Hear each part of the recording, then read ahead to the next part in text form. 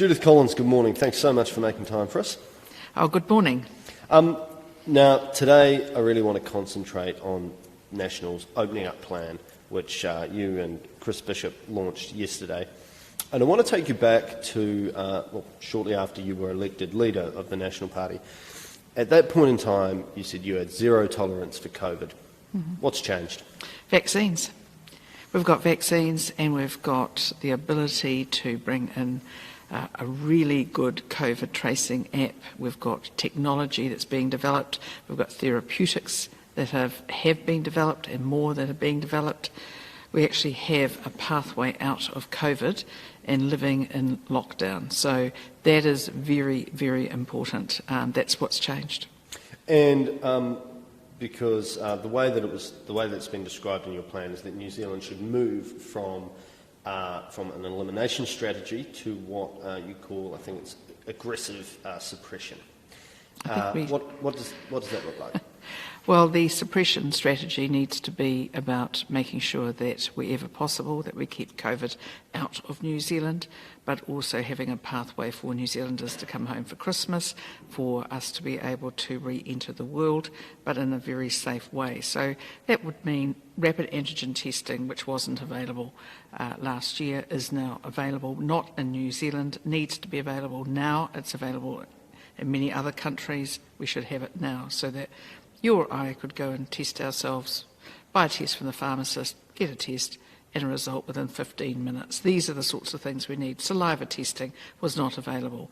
It is now available. Let's get that rolled out. So when I look at this is we can either continue to have lockdown, 17 weeks of it, Auckland's been through in the last 18 months, or we can have a pathway out. So there needs to be life after lockdown. Now, one of the things that both government ministers, Hipkins and Robertson, said yesterday was that National was inviting COVID for Christmas. What's your response to that? I thought it was a pretty flippant remark and very disrespectful of the 30,000 New Zealanders at least who are applying for MIQ spots to come back home for Christmas. We have people now who could come from some of what we would call green zone jurisdictions, where there's very little COVID, parts of Australia, for instance, not all of it, but parts of it. And as New Zealanders, double vaccinated, we would have them be able to go straight to their families, straight home.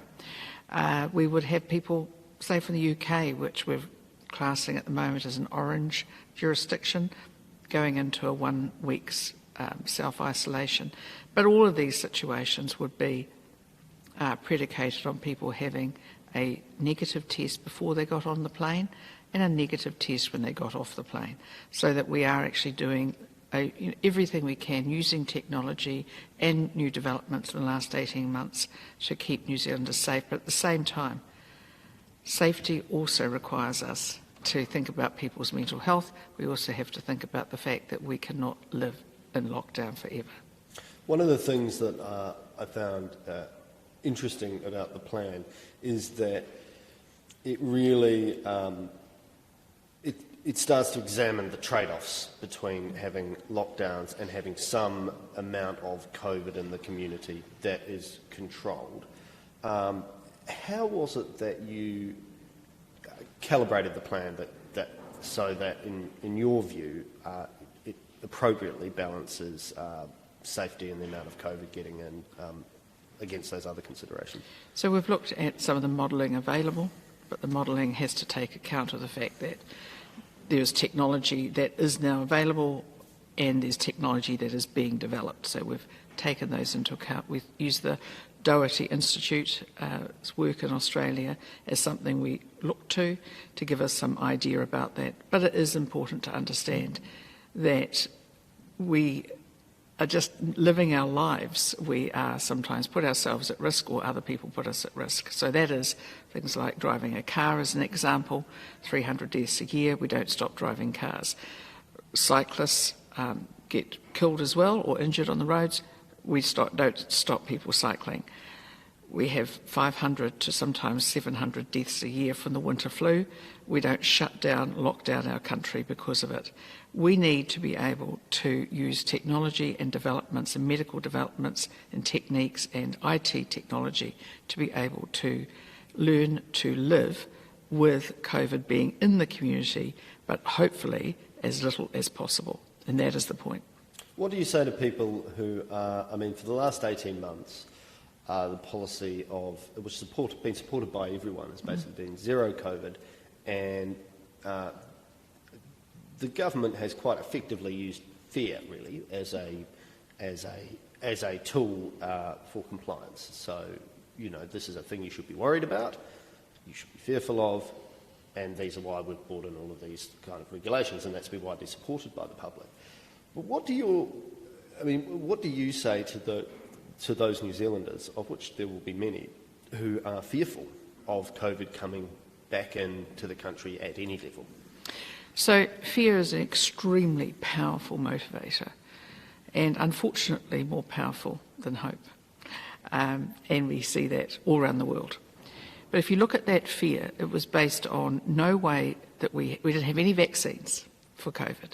We didn't have any technology that was of any use in terms of dealing with COVID. It was a great unknown. There still is dispute about where it came from, why it's mutating the way it is and how it's operating, what's different between that and other viruses that we've seen. So a lot of the unknowns were there.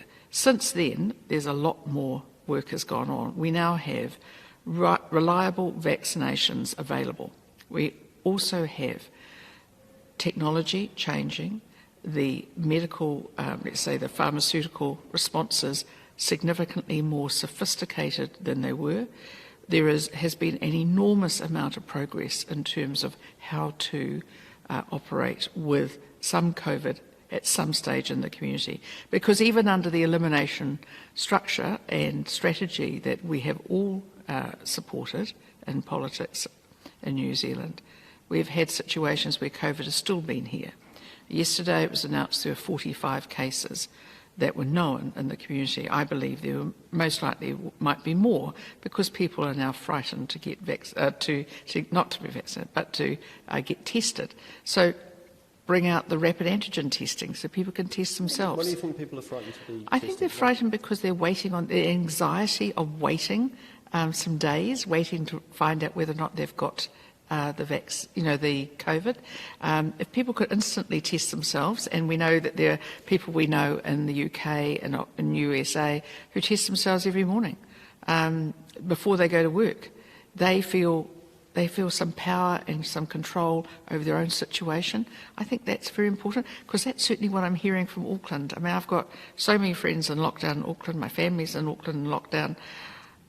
People are actually a bit worried about going to a testing station or anything like that when it's, number one, very public, but also they're going to have to wait, in some cases, a couple of days or at least a day. Right.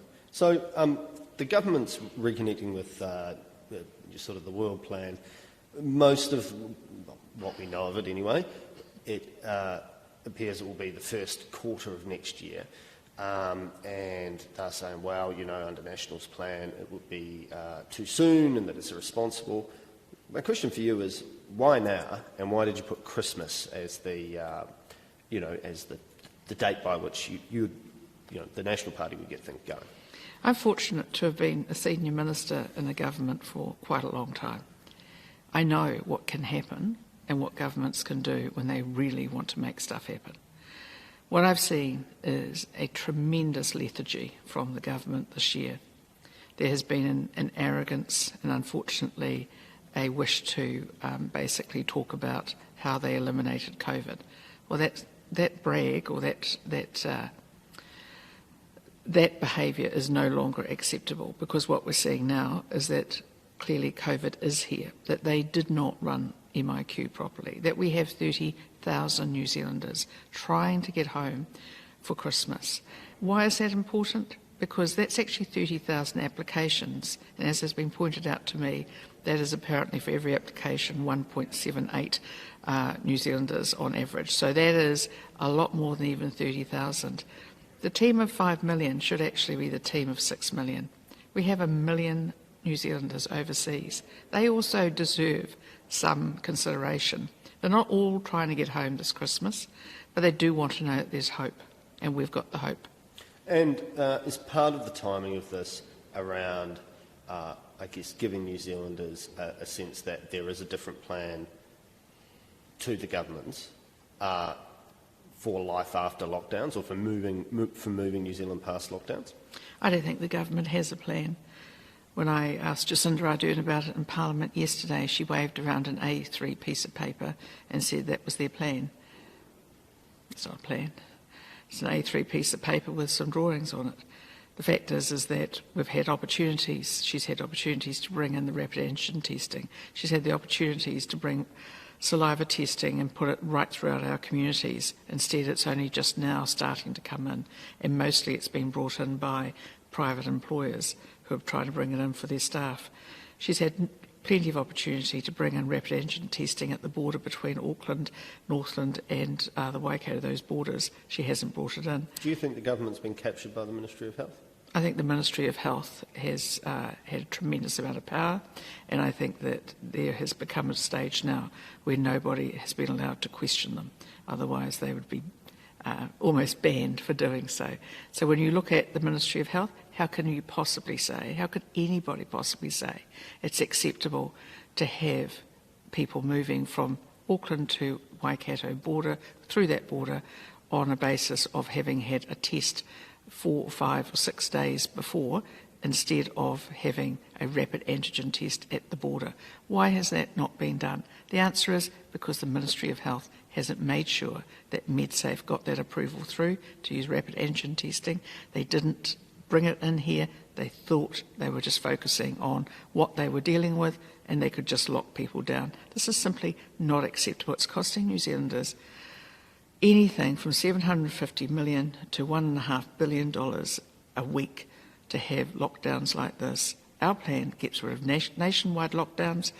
Yes, you could end up with regional ones, but there's a plan to move away from them altogether and to bring our Kiwis home for Christmas. How culpable is Ashley Bloomfield in the Ministry of Health? I don't want to point fingers at individuals, and I never try to never personally blame any public servant who can't actually argue back. I think that is unfair. What I do think is culpable is that the Minister has not made sure that these things were done.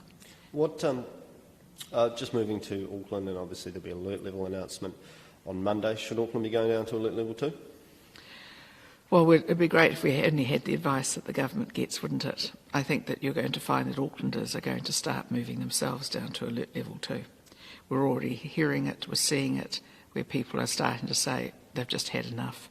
That is unfortunate because the government hasn't put the mechanisms in place, like rapid antigen testing and everything else, and they haven't dealt with the fact that they've got parts of our community in Auckland who are more vulnerable, and particularly those in emergency housing. They haven't actually put the testing in, they haven't done the work to get people vaccinated.